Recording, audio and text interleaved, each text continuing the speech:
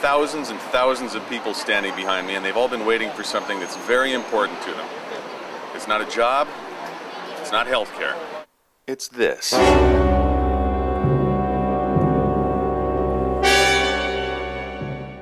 That's right. All those people in what would make a Soviet bread line look like your wait for a Frappuccino, just for a Ken Griffey Jr. bobblehead doll. As U.S. Americans, we love free stuff. We also love trying to fill the vast emptiness at the core of our beings with crap. How else would you explain this? I got it at the flea market in Fremont. But nobody needs a donkey party, much less an extra large donkey party. And nobody needs a Ken Griffey bobblehead either. But try telling that to the fans who mobbed Safeco Field. Bobblehead's free for the first 20,000 people. 44,378 people have shown up for him, around twice the average attendance. You do the math. I'm not a baseball fan. Is it difficult for him to play with a head that's oversized like that? This is actually just a doll. That is an impressive chew you've got in there. Thank you very much. I try my best. I think that's like doubling the size of your head. No, I don't think so. You could have a bobblehead. Tell me what you think about the bobblehead. I know I've got everyone for the last couple of years that they've been giving them out here, and we just, I don't know, collectors of them. But we have to refigure our math, because it quickly became clear that the event was about more than just the strange love of bobbleheads. It was about bobble hoarding.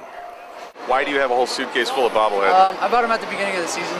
I bought the tickets for them at the beginning of the season. Why do you want that many? Stop avoiding the question. Well, I've been paying for college, basically. What are you going to do with them?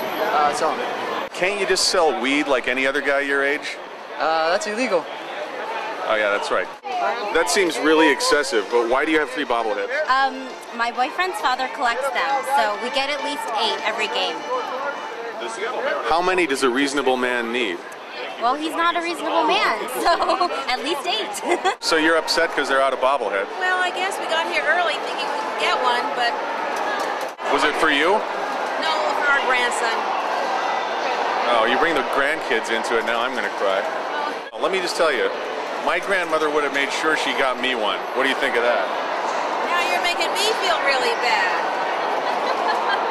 Do you know of some way we can get the bobblehead? It was time to confront the people responsible for this.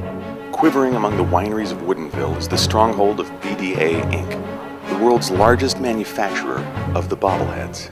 Essentially, you're the head of this operation, correct? Are you calling me the head bobblehead? No, you said that. I didn't. Let's just move on. You know, the key thing about it is it really turns people's, favorite sports hero and immortalizes them in a way that they weren't accustomed to before. They're collectible and they stick together, which is really good for above the toilet. So it's kind of like a 3D trading card. Trading cards are so popular, but they're a piece of paper. Do you think that's a respectful place to place Ken Griffey Jr.? Well, that's a place I visit a lot and, I get to see it often. So yeah. This, you get to see what's on their shoe, how their glove fits, what's the size of their bat, and oh, by the way, their head bobbles.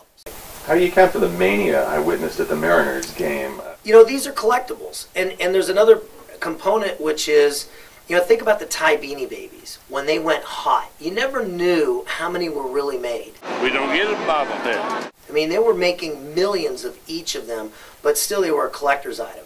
Now, when you go to the Mariner game and you go to Griffey Night for bobbleheads, there's only 20,000 made, and that's it. Should have had enough with all the people that want one. So there's only one chance to get a bobblehead for free. We might not come to as many games as we did normally. That'll show them, won't it?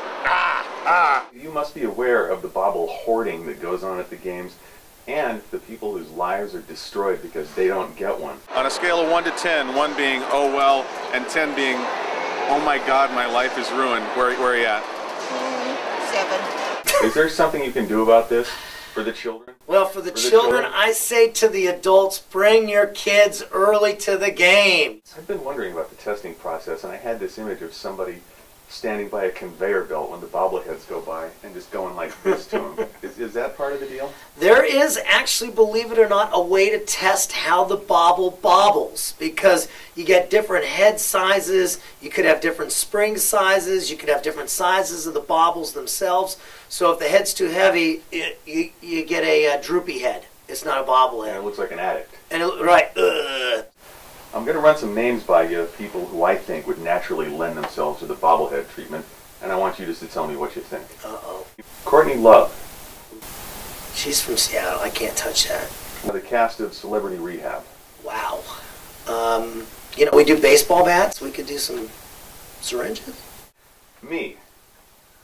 Oh, I mean, what's there to say? It would be one of our best. I want you to thank me for this interview. I will.